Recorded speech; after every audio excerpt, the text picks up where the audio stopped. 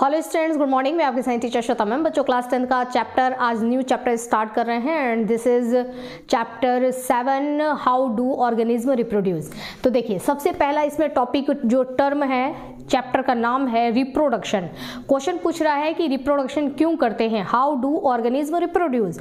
कोई भी organism reproduce क्यों करते हैं, ठीक है, रिप्रोडक्शन ये क्यों करते हैं, ये चीज अभी हम देखेंगे। लेकिन सबसे पहले हम बात करते हैं कि what is the meaning of reproduction. देखिए, रिप्रोडक्शन में दो वर्ड आपको दिखाई दे रहा है। इसमें एक वर्ड तो है री और दूसरा है प्रोडक्शन। तो री का मतलब क्या होता है, वापस, ठीक है। री का मतलब कहते हैं ना कि इसको जो है वापस से एक बार जरा चलाना, ठीक है। तो उसको हम क्या कहते हैं, री, है ना, कि इसको जैसे रिसाइकल करना किसी भी चीज़ से। कोई भी अगर हमारा जैसे पेपर वगैरह है और उसको वापस से हमने फिर उसको डिस्ट्रॉय करके और वापस से हमने फिर उसे पेपर बनाया, तो हमने क्या किया, इसको हमने रिसाइकल किया, ठीक है। और कभी कभी हम मूवी को अगर प्ले कर रहे हैं या कैमरे का आपको फुटेज देखना है तो हम कहते हैं रीप्ले करो, वापस से इसको जरा प्ले करो, ठीक है। तो री का मतलब क्या होता है, वापस, यानी कि अगेन, है ना, एक बार और, ठीक है। तो अगेन एक बार वापस इसको दिखाना, ठीक है, इसको हम बोलते हैं री। और प्रोडक्शन का मतलब क्या होता है, बनाना, ठीक है। कोई भी चीज हम बनाते हैं उसको बोला जाता है प्रोडक्शन। तो वापस से बनाना, ठीक है, वापस से ये चीज बनाना, ठीक है, जो चीज है उस चीज को वापस से बनाना, इसी को हम बोलते हैं बनाना। बनाना मतलब केला नहीं, बनाना मतलब बनाना, प्रोडक्शन करना, ठीक है। तो जो है उस ऑर्गेनिज्म से वापस वही सेम ऑर्गेनिज्म उसको वापस बनाना, दिस इज कॉल्ड रिप्रोडक्शन, ठीक है। इसको रिप्रोडक्शन कहा जाता है। जैसे अगर आप देखेंगे तो डॉग से डॉग जो होगा वो रिप्रोडक्शन करेगा तो वापस से बनाएगा, क्या बनाएगा, तो डॉग अपने ही स्पीसीज के बहुत सारे डॉग बनाएगा, ठीक है। तो डॉग से बहुत सारे डॉग रिप्रोड्यूस होंगे, ओके, इसी को हम बोलेंगे रिप्रोडक्शन, है ना। तो डॉग जो है वो रिप्रोड्यूस करता है, किसको रिप्रोड्यूस करेगा। अब जो कुत्ता है उसके बच्चे जो होंगे, बच्चों को बोला जाता है पपी, लेकिन डॉग का बेबी जो होगा वो पपी होगा। डॉग कभी भी ऐसा नहीं हो सकता है कि वो काऊ के बच्चे को जन्म दे दे, ठीक है ना। ये स्पीसीज है वो दूसरे, जैसे हम कहते हैं ना, मैंने आपको बताया था प्लांट्स में भी कि भिंडी की बेटी भिंडी होती है, आलू का बेटा आलू होगा, बैंगन का बेटा बैंगन होगा। तो जो है स्पीसीज, केवल ये चीज एनिमल्स की ही बात नहीं है, प्लांट्स की भी बात है कि जो स्पीसीज है वो अपने जैसा वापस से फिर एक नया स्पीसीज बना दे, उसी को हम बोलते हैं रिप्रोडक्शन। जैसे डॉग ने जन्म दिया पप्पी को, ह्यूमन इंसान ने जन्म दिया बेबी बॉय या बेबी गर्ल को, जो कि बिल्कुल इंसान जैसा ही होगा, ठीक है। तो इंसान के जैसा ही वापस ऑर्गेनिज्म बनाना, इसी को हम बोलते हैं रिप्रोडक्शन, ठीक है। जैसे कैट है, अब बिल्ली है, बिल्ली के जैसे ही बिल्ली के बच्चे होंगे, जिसको हम क्या बोलते हैं, बिल्ली के बच्चे को बोलते हैं किटेन। तो बिल्ली के प्यारे प्यारे प्यारे बच्चे होंगे, है ना। तो बिल्ली से बिल्ली के ही बच्चे होंगे, है ना। तो अपने जैसा ही वो प्रोड्यूस कर रही है, बिल्ली अपने जैसा ही स्पीसीज प्रोड्यूस कर रही है, तो इसी को हम बोलते हैं रिप्रोडक्शन, है ना, वापस से उसको प्रोड्यूस करना। उसके बाद लॉयन का बच्चा जो होगा वो भी क्या होगा, लॉयन ही होगा बड़ा होकर के, ठीक है। तो ये हो गया कब, है ना, इसके बच्चे को बोलते हैं काऊ के बच्चे को काव बोला जाता है। तो इस तरीके से आप देख रहे हैं कि इनसे, इस स्पीसीज से यही स्पीसीज जनरेट हो रहा है। और बिल्कुल यही चीज प्लांट्स में भी होता है। मटर के पौधे से मटर ही निकलेगा, ठीक है, मिर्ची के पौधे से मिर्ची ही बनेगा, बैंगन के प्लांट से में बैंगन ही लगेंगे। ऐसा नहीं है कि बैंगन का प्लांट है और उसमें वो जो है गुआवा लग गया, अमरूद लग गया, ऐसा होता है क्या, नहीं। तो उसी जैसा, अपने जैसा ही स्पीसीज वो बना रहे हैं, उसी को प्रोड्यूस कर रहे हैं, और इसी को बोला जाता है रिप्रोडक्शन, ठीक है। अब रिप्रोडक्शन सब में होता है ना। हम छोटे से ऑर्गेनिज्म की अगर बात करें, जैसे बैक्टीरिया, फंजाई, या फिर आप एक सेल वाले प्रोटोजोअन्स की बात करें, अमीबा, पैरामीशियम, ये सब जो होते हैं सब रिप्रोडक्शन करते हैं। अगर ये रिप्रोडक्शन नहीं करते तो आज हो सकता है कि ये हमको दिखाई ही नहीं देते अर्थ पर बने रहने के लिए रिप्रोडक्शन जरूरी है, ताकि आप अगर उस चीज को जनरेट करेंगे, मतलब इससे वापस से फिर बना, अब मान लो कि साबुन बना, ठीक है, एक साबुन बना, सपोज करो कि कौन सा साबुन ले लें, अरे भाई, अरे याद, हाँ डिटॉल है ना, डिटॉल साबुन है, ठीक है, एक डिटॉल साबुन बना, तो एक ही डिटॉल साबुन अगर बनेगा तो क्या आपको नेक्स्ट जनरेशन जो आएगी क्या उनको वो डिटॉल साबुन देखने के लिए मिलेगा? नहीं। तो फैक्ट्रीज क्या करती है, बहुत सारे डिटॉल साबुन बनाती रहती है ना, उसी की कॉपी उसी की कॉपी उसी की कॉपी उसी की कॉपी बनाती जाती है ताकि हर जनरेशन को डिटॉल साबुन देखने के लिए मिले, हर जनरेशन को पार्ले जी मिले, है ना, पार्ले जी उसको टेस्ट करेंगे, अच्छा ये पार्ले जी है, कितने लंबे टाइम से चलता आ रहा है ना, तो पार्ले जी सबको खाने के लिए मिले, तो उससे क्या होगा, पार्ले जी फैक्ट्रीज में बनते रहते हैं। उसी तरीके से हर, चाहे वो बड़ा हो, चाहे वो हाथी है, चाहे वो वेल है, या छोटा सा एक सेल का बना हुआ अमीबा है, पैरामीशियम है, यूग्लिना है ना, एक सेल के बने हुए हैं अगर वो, और जैसे कि यीस्ट है, जैसे कि एल्गी है, फंजाई है ना, बहुत छोटे ये हैं, बैक्टीरिया है, ये भी चाहते हैं कि भाई हमको अर्थ से विलुप्त नहीं होना है। ऐसा ना हो कि फिर आगे जनरेशन हमको बोले कि भाई तुम, हमने तो बैक्टीरिया देखा ही नहीं है, तो हम अपनी संख्या को बढ़ा करके रखेंगे, ठीक है, अपने जनरेशन को बना करके रखेंगे। तो ये भी रिप्रोडक्शन करते हैं, बैक्टीरिया भी रिप्रोडक्शन करके और बहुत सारे बैक्टीरिया बनाएगा, ओके। उसके बाद फंजाई भी है ना, ये भी फंगस जो होगा वो भी बहुत सारे फंगस बनाएगा, एल्गी जो होगा वो बहुत सारे एल्गी बनाएगा। तो कैसे ये बहुत सारे बनेगा, बहुत सारे बनने के लिए रिप्रोडक्शन जरूरी है, ठीक है। तो रिप्रोडक्शन इनमें भी होता है ना। अब इनके बच्चे का तो नाम होता है, हम एक नाम देते हैं कि भाई किटेन, किटेन का मतलब छोटे बच्चों को याद भी करवा जाता है, कैट, कैट के बच्चे को किटेन बोलिए, डॉग के बच्चे को पप्पी बोलिए, ठीक है, इस तरीके से याद करवाया जाता है। लेकिन हम किसी भी बच्चे को हम, हालांकि छोटा बच्चा वो बैक्टीरिया के बारे में क्या समझेगा, लेकिन आप बैक्टीरिया के बच्चे का नाम नहीं रखते हैं ना, बैक्टीरिया से हम बोलते हैं कि बैक्टीरिया से बैक्टीरिया ही बन रहा है, ठीक है।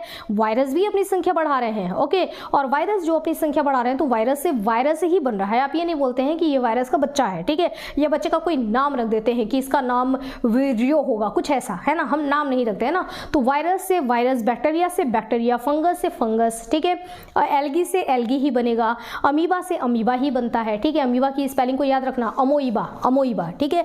तो अमोइबा, अमोइबा, तो अमोइबा से अमोइबा ही बनेगा, मतलब अमीबा से अमीबा ही बनेगा।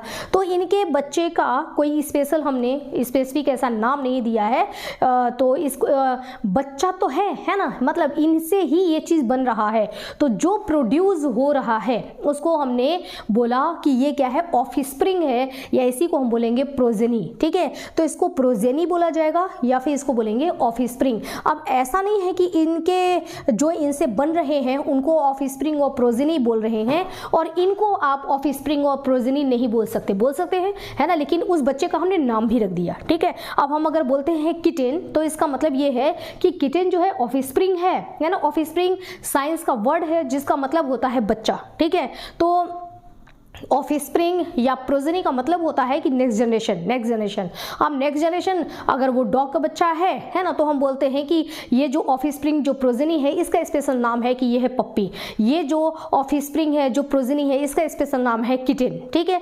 और काऊ का है तो कॉफ, है ना, ये इसके प्रोजेनी का नाम है। तो ये भी सब क्या है, ये सब प्रोजेनी ही है, प्रोजेनी बोलेंगे या ऑफस्प्रिंग बोलेंगे, एकदम अच्छी तरीके से याद कर लीजिए, साइंस में यही वर्ड चलेगा, ठीक है। ये साइंस के दिए हुए बहुत सारे वर्ड्स आते हैं जो कि साइंस स्पेशल अपना, जैसे आपको मैंने बताया था हेरिडिटी चैप्टर में हम वहाँ पर फैक्टर्स वर्ड यूज़ कर रहे थे, बहुत सारी चीज़ें हम इस्तेमाल करते हैं, ये सब साइंस का दिया हुआ वर्ड है, ओके।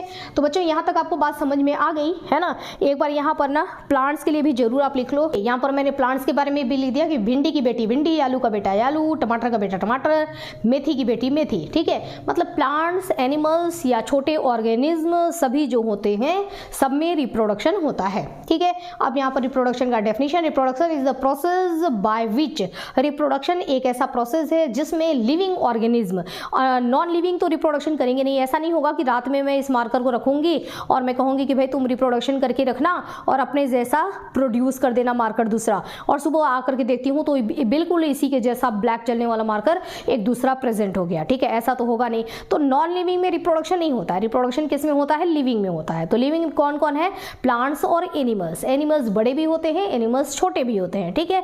जो छोटे ये लिविंग ऑर्गेनिज्म है, ठीक है, ये भी क्या है, लिविंग है, लिविंग ऑर्गेनिज्म है। हम लोग जो बड़े बड़े हैं जो दिखाई दे रहे हैं वो भी क्या है, लिविंग ऑर्गेनिज्म है। प्लांट्स क्या है, ये भी लिविंग है। तो जो लिविंग होते हैं उनमें ही रिप्रोडक्शन होता है। तो रिप्रोडक्शन एक ऐसा प्रोसेस है जो कि लिविंग ऑर्गेनिज्म में होता है और प्रोड्यूस ऑफस्प्रिंग। और इस रिप्रोडक्शन प्रोसेस के दौरान क्या किया जाता है कि ऑफस्प्रिंग या जनरेट न्यू इंडिविजुअल्स, है ना, ऑफस्प्रिंग यानी कि बच्चे को जन्म दिया जाता है, नेक्स्ट जनरेशन को बनाया जाता है, या ये इसी को ऐसे कहिए कि जनरेट न्यू इंडिविजुअल, है ना, दूसरा नया न्यू इंडिविजुअल मतलब नया जनरेशन को जनरेट करना, ठीक है, of the same species. Same species, वही सेम वाली बात है ना कि डॉग का बेटा डॉग ही रहेगा, भिंडी की बेटी भिंडी ही रहेगी, ये सेम स्पीसीज चेंज नहीं होगा। तो सेम स्पीसीज में क्या होता है, रिप्रोडक्शन होता है, अपनी संख्या को बढ़ाया जाता है।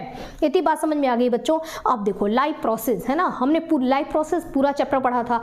लाइफ प्रोसेस में हमने बहुत सारी चीजें देखी थी। लाइफ प्रोसेस में हमने देखा था कि रेस्पिरेशन होता है, ब्रीदिंग होता है, हम सांस लेते हैं, फिर ऑक्सीजन हमारे शरीर में पहुंचता है, उसके बाद हम फूड मटेरियल का डाइजेशन करते हैं, एब्जॉर्प्शन करते हैं, एब्जॉर्ब करके न्यूट्रिएंट्स को सेल तक पहुंचाते हैं, ऑक्सीजन को सेल तक पहुंचाते हैं, सेल के अंदर ऑक्सीजन जाता है, न्यूट्रिएंट्स को तोड़ता है, हमको एनर्जी मिलती है, यानी कि रेस्पिरेशन होता है, हमारे शरीर में मेटाबॉलिज्म होता है, हमारा हार्ट जो होता है वो ट्रांसपोर्टेशन का काम करता है, हमारी किडनी जो होती है हमारे शरीर से वेस्ट मटेरियल को निकालती है, यानी कि एक्सक्रीशन का काम होता है।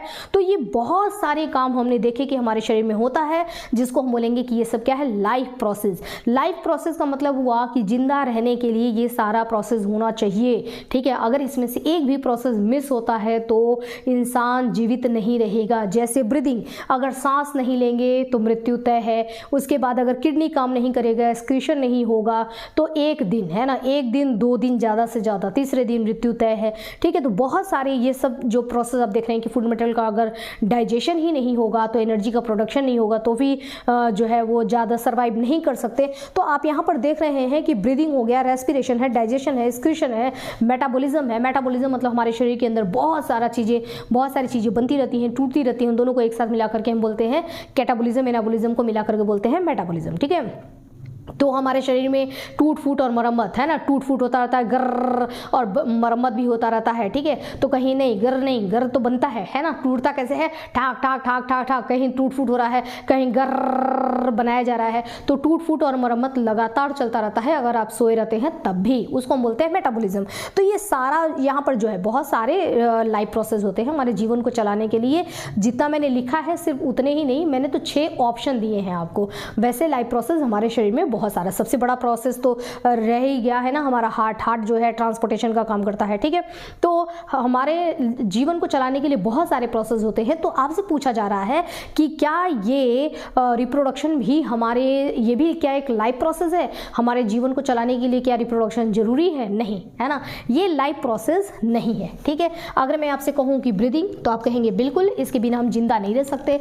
अगर हम जिंदा नहीं रह सकते तो ये लाइफ प्रोसेस है। डाइजेशन के बिना हम जिंदा नहीं रह सकते, लाइफ प्रोसेस है। मेटाबॉलिज्म के बिना हम जिंदा नहीं रह सकते, ये भी लाइफ प्रोसेस है। रेस्पिरेशन है, एक्सक्रीशन है, शरीर से वेस्ट मटेरियल को बाहर निकालना जरूरी है। लेकिन रिप्रोडक्शन, है ना, क्या हम रिप्रोडक्शन के बिना जिंदा नहीं रह सकते? गलत, ठीक है। तो रिप्रोडक्शन एक लाइफ प्रोसेस नहीं है, क्योंकि आप बहुत सारे ऐसे देखते हैं, बहुत सारे ह्यूमन में ही देख लीजिए, बहुत सारे ऐसे कपल आप देखेंगे जिनके बच्चे नहीं हैं, ठीक है, यानी कि रिप्रोडक्शन नहीं हुआ, ठीक है। तो रिप्रोडक्शन नहीं हुआ तो क्या वो जिंदा नहीं है? जिंदा तो है ना। तो रिप्रोडक्शन जिंदा रहने के लिए एक जरूरी प्रोसेस नहीं है। इससे बस क्या है कि वो एक प्रजाति, वो स्पीसीज बनी रहती है। जैसे आज तक आपके पूर्वज से बहुत पहले दादा परदादा परदादा परदादा, उनसे सबसे किसी से भी पूछिएगा तो सबने गाय को देखा है, और आप भी गाय को देख रहे हैं। तो गाय वहां से लेके यहाँ तक गाय को अगर देखा है तो इसका मतलब गाय जो है वो रिप्रोडक्शन करके अपने जनरेशन को आगे बढ़ा रही है, तब हमको देखने के लिए मिल रही है, ठीक है। तो रिप्रोडक्शन से केवल हम क्या करते हैं, जनरेशन टू जनरेशन अर्थ पर बने हुए हैं, है ना, बट ये हमारा एक लाइफ प्रोसेस नहीं है। ऐसा नहीं है कि रिप्रोडक्शन नहीं होगा तो मर जाएंगे, ओके। अब देखो, अब है एडवांटेजेस ऑफ रिप्रोडक्शन। रिप्रोडक्शन करना क्यों जरूरी है, क्या फायदा है? अब देखो, अभी पहले ही बात हुई कि रिप्रोडक्शन करने से क्या होगा कि अर्थ पर वो स्पीसीज बनी रहेगी, ठीक है। वो हम ये नहीं कहेंगे कि विलुप्त हो गया, है ना, ये प्रजाति पहले थी। जैसे आज देखो, आज क्या आपको डायनासोर दिखाई देता है? नहीं, क्योंकि वो हट चुका है, जा चुका है। अगर रिप्रोडक्शन उनमें होते होते, मान लो वो तो एक एक्सीडेंट था, बट अगर रिप्रोडक्शन होते होते और उनका एक भी अगर बचा होता और अगर रिप्रोडक्शन करता वो आगे, तो एक से तो नहीं, मेल और फीमेल दोनों चाहिए, लेकिन अगर उनमें रिप्रोडक्शन होता तो स्पीसीज आज भी देखने के लिए मिलती। लेकिन वो जरूरी था, ठीक है, वो एक इवोल्यूशन था, जो होना जरूरी था तो वो हुआ, ठीक है। तो बहुत सारी चीज़ें अगर आप देख रहे हैं कि कुछ ऐसे प्लांट्स और एनिमल्स जो कि पहले हुआ करते थे आज आपको बहुत संख्या में कम दिखाई दे रहे हैं, और ऐसा भी हो सकता है कि एक समय वो गायब हो जाए, तो उनमें रिप्रोडक्शन कम हो रहा है, ठीक है।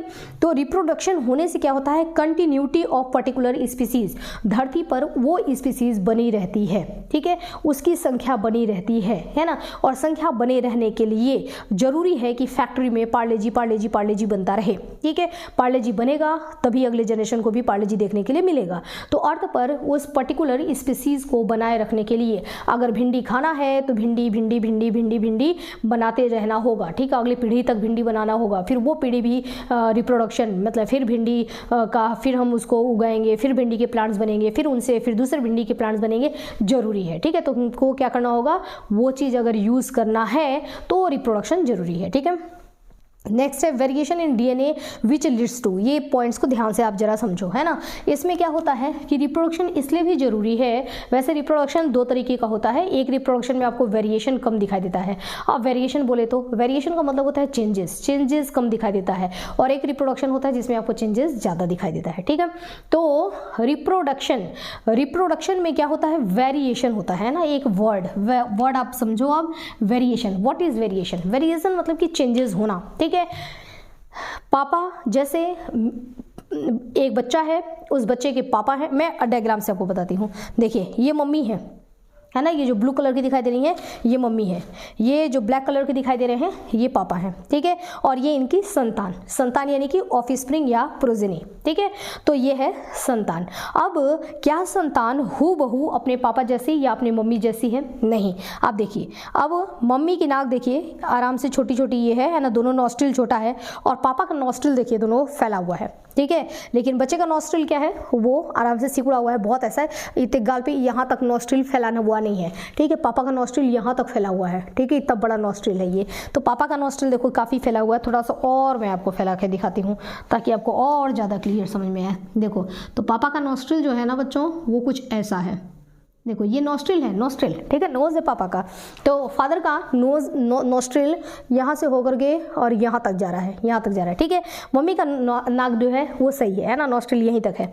तो बेटे का नॉस्ट्रिल किस पर गया है, आप पूछिए, देखिए बेटा जो है उसका नॉस्ट्रिल किस पर गया है, मम्मी पर गया है, ठीक है। उसके बाद देखो अब इसकी आँखें और इनकी आँखें, दोनों की आँखें जरा देखो, इनकी आँखें कैसी हैं, ऐसी हैं, ठीक है, और इनकी आँखें कैसी हैं, गोल है। बच्चे की आँखें कैसे हैं, गोल है, यानी कि आंखें तो गई हैं किस पर, पापा पर, ठीक है। अब कान की बात करें, इनके कान देखो बहुत छोटे हैं, है ना, जो ये जेंट्स हैं पापा जो हैं उनके कान बहुत छोटे हैं, और मम्मी के कान बड़े हैं, और बेटे के कान बड़े हैं, यानी कान भी किस पर गया है, पापा पर, मम्मी पर, ठीक है। अब बाल देखो, बाल मम्मी के बाल जो है वो ऐसे इस तरीके से लहरा रहे हैं, पापा के बाल जो हैं वो ऐसे ऐसे हैं, ठीक है, बिल्कुल एकदम कांटे जैसे हैं, और बेटे का बाल कैसा है, वो भी बिल्कुल कांटे जैसा है, ठीक है।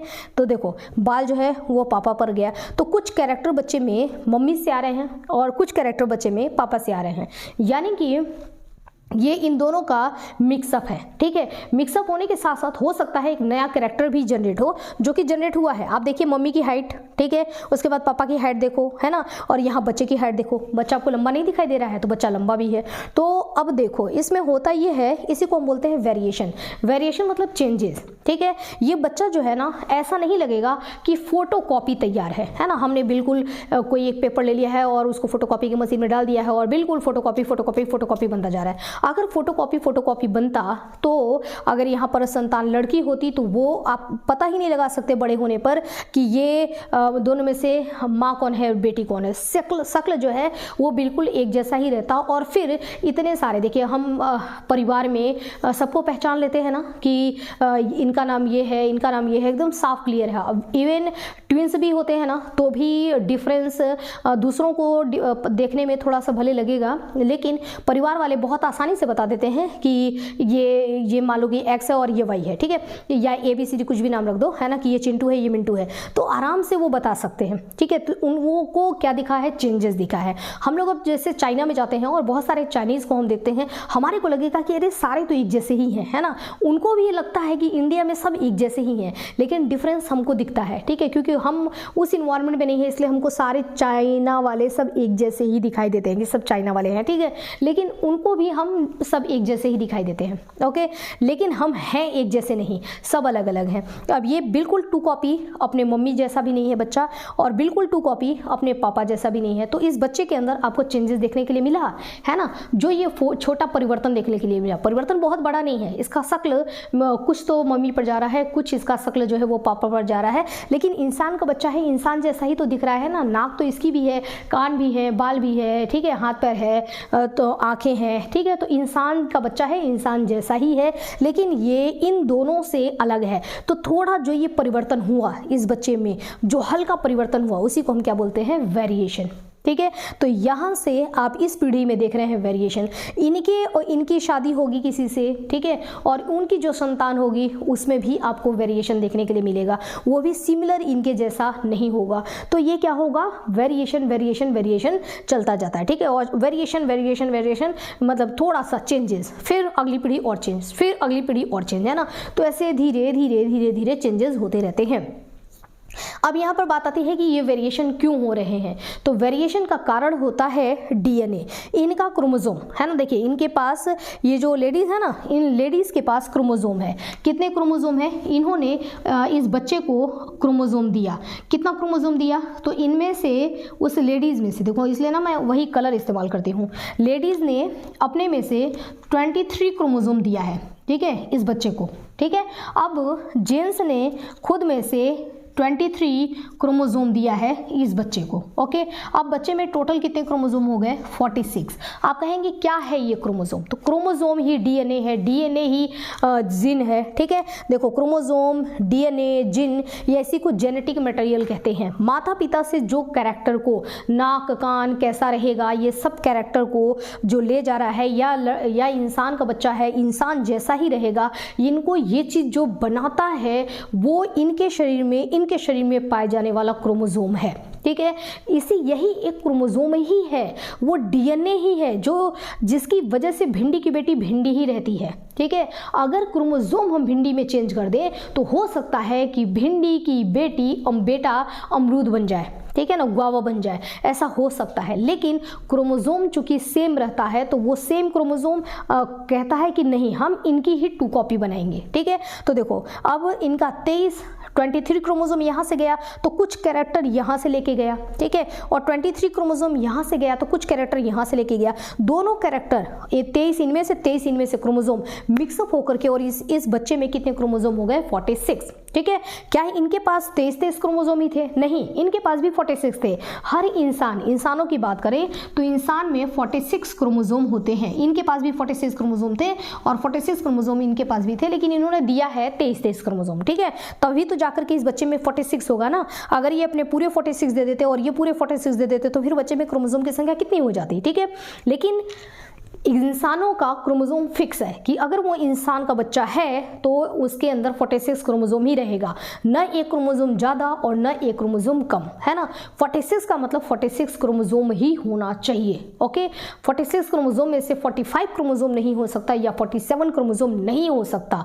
अगर 47 या 45 क्रोमोसोम हो जाता है तो वो सिंड्रोम में आता है और बहुत घातक, इंसान के बच्चे जैसा दिखेगा ही नहीं, ऐसा लगेगा कि कोई राक्षस पैदा हुआ है, ठीक है, ऐसा लगेगा कि कोई गॉड पैदा हुए हैं, है ना। बहुत सारी ऐसा आप जो है इवेंट देखते होंगे, पेपर में ऐसा आता है कि इस गांव में इस मतलब बजरंगबली ने जन्म लिया है और उनके घर पे लाइन लग जाती है, फल फ्रूट्स लेकर के पहुंचने लगते हैं लोग, लेकिन वो बजरंगबली नहीं, वो क्या होते हैं, वो क्रोमोसोम में डिफेक्ट हो जाता है, ठीक है। क्रोमोसोम 46 ही होना चाहिए, अगर एक कम या एक ज़्यादा हो गया तो फिर ये खतरनाक होता है, ठीक है, और ऐसे बच्चे सर्वाइव भी नहीं कर पाते हैं। तो आप समझ रहे हैं ये जो चेंजेस हुआ ना, ये चेंजेस क्यों हुआ? क्योंकि 23 क्रोमोसोम इनके दोनों का मिक्सअप हो रहा है, मिक्सअप, ठीक है। तो दोनों क्रोमोसोम जब आपस में मिक्स होंगे तो कुछ तो नया बनेगा ना, तो वो जो नया बनता है वो इस बच्चे के अंदर आपको दिखाई देगा। तो बच्चे में आपको चेंजेस दिखाई देंगे, इसी चेंजेस को हम कहते हैं वेरिएशन। और जब चेंजेस बहुत ज़्यादा, कई करोड़ों साल तक हमने चेंजेस देखते गए कि थोड़ा सा चेंज हुआ यहाँ पर, फिर उसके आगे वाले में थोड़ा सा चेंज हुआ, उसके आगे वाले में थोड़ा सा चेंज हुआ, फिर उसके आगे वाले में थोड़ा सा चेंज हुआ, थोड़े चेंज को कलेक्ट कर लो तो आपको फिर अब पहले वाले को देखो, ठीक है। और 100 नहीं और भी ले लो, है ना, 50 मान लो कि आप कितना ले ले, है ना, बहुत साल बाद, जैसे कि आप देख लो, जैसे जिस समय में हम बात करेंगे झांसी की रानी की बात करें, या हम लोग उस समय झांसी की रानी को देखो तो उनकी पर्सनालिटी क्या हुआ करती थी, लेकिन आज की लड़कियां देखो उनकी पर्सनालिटी क्या होती है, छोटे होते हैं, तो हाइट भी कम होने लगा। ये भी क्या है, छोटे से बदलाव होते एक बड़ा बदलाव आपको दिखाई देगा, ठीक है। अब जैसे हम कहते थे आदि मानव थे, तो आज के आदि मानव जैसे हम दिखाई देते हैं नहीं।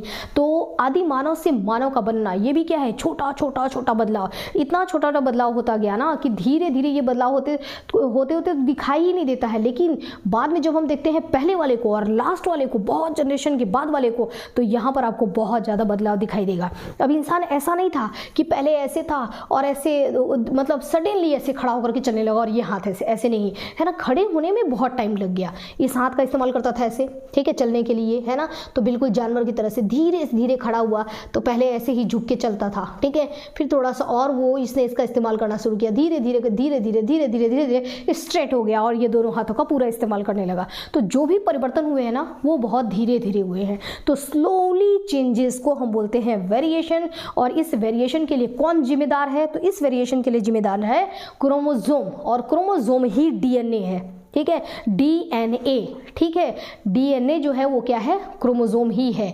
अब मैं नेक्स्ट वीडियो में आपको डीएनए और क्रोमोसोम के बारे में बहुत अच्छी तरीके से बताने वाली हूँ, है ना। तो डीऑक्सीराइबोज न्यूक्लिक एसिड, डीएनए ही क्रोमोसोम है, क्रोमोसोम ही डीएनए है, डीएनए ही जीन है, याद रखना, है ना, क्रोमोसोम ही डीएनए है, डीएनए ही जीन है। और यही क्या है, जेनेटिक मटेरियल है, यानी कि यही वो खास हैं जो एक पीढ़ी से कैरेक्टर को पकड़ करके, मम्मी से पापा से कैरेक्टर को पकड़ करके और संतानों तक लेके जाते हैं। समझ में आ गए बच्चों? तो और यही चीज यहाँ पर है कि मल्टीपल्स वेरिएशन क्रिएट इवोल्यूशन, बहुत सारा धीरे छोटे वेरिएशन होते जाएंगे। वेरिएशन मतलब छोटा चेंज, इवोल्यूशन मतलब बड़ा चेंज। तो छोटे परिवर्तन को जोड़ के एक बड़ा परिवर्तन हमको दिखाई देता है, जिसको हम क्या बोलते हैं, जिसको हम बोलते हैं इवोल्यूशन, ठीक है। जैसे आदिमानव से मानव का बनना, ये एक इवोल्यूशन था, लेकिन ये सडनली नहीं हुआ है, उसमें धीरे छोटे परिवर्तन हुए हैं, यानी कि क्या हुआ है, धीरे पहले वेरिएशन हुआ है, वेरिएशन से इवोल्यूशन हुआ है, ठीक है। Do organism create exact copy of themself, क्या कोई भी ऑर्गेनिज्म अपने जैसा, बिल्कुल अपने जैसा कॉपी बनाता है? नहीं, है ना। बैक्टीरिया का जो ऑफस्प्रिंग होगा वो आपको बिल्कुल बैक्टीरिया जैसा दिखाई देगा, क्योंकि ये एसेक्सुअल रिप्रोडक्शन है। लेकिन यहाँ पर भी ना बहुत माइनर चेंजेस, तो वेरिएशन तो वहाँ पर भी होता है बट दिखाई नहीं देता है, ठीक है। जबकि सेक्सुअल रिप्रोडक्शन, जैसे इनका बच्चा जो ये है, ये जो रिप्रोडक्शन होगा ये सेक्सुअल रिप्रोडक्शन होता है, जिसमें कि मेल और फीमेल दोनों पार्टिसिपेट करते हैं रिप्रोडक्शन के लिए, उसको बोला जाता है सेक्सुअल रिप्रोडक्शन। और सेक्सुअल रिप्रोडक्शन में वेरिएशन ज्यादा देखने के लिए मिलता है, ठीक है। तो बिल्कुल फोटोकॉपी ये बच्चा नहीं हो सकता। कोई भी आपको दो अगर ऐसे दिखाई दे धरती पर कि इनकी हम शक्ल है ना, बिल्कुल ऐसा शक्ल है, तो भले कितना भी हम शक्ल है, लेकिन एक दूसरे के फोटोकॉपी नहीं होते हैं ना। उन दोनों लोगों की फिंगरप्रिंट्स आप अगर मैच कराएं तो इनकी फिंगरप्रिंट्स क्या हो जाएगी, डिफरेंट हो जाएगी। अर्थ पर किसी भी दो लोग की फिंगरप्रिंट्स सेम नहीं होती है, बिकॉज क्योंकि डीएनए उनका अलग है, उनका क्रोमोसोम क्योंकि अलग है, ठीक है। अब इसका क्रोमोसोम इनके क्रोमोसोम से क्या होगा, अलग होगा, क्योंकि वो मिक्स हो गया। 23 तो ब्लू वाला और 23 ब्लैक वाला, वो मिक्सअप होकर के 46 बना है, ठीक है। तो वो क्रोमोसोम एग्जैक्टली एग्जैक्टली ना इनके जैसा होगा, एग्जैक्टली ना तो इनके जैसा होगा, एक अलग ही क्रोमोसोम होगा, एक अलग ही कैरेक्टर होगा। जैसे आपका चेहरा न तो एकदम एग्जैक्टली आपके पापा जैसा मिलता है, ना तो बिल्कुल अपनी मम्मी जैसा मिलता है, आपका अपना खुद का एक पहचान है, आपका खुद का अपना एक चेहरा है, ठीक है।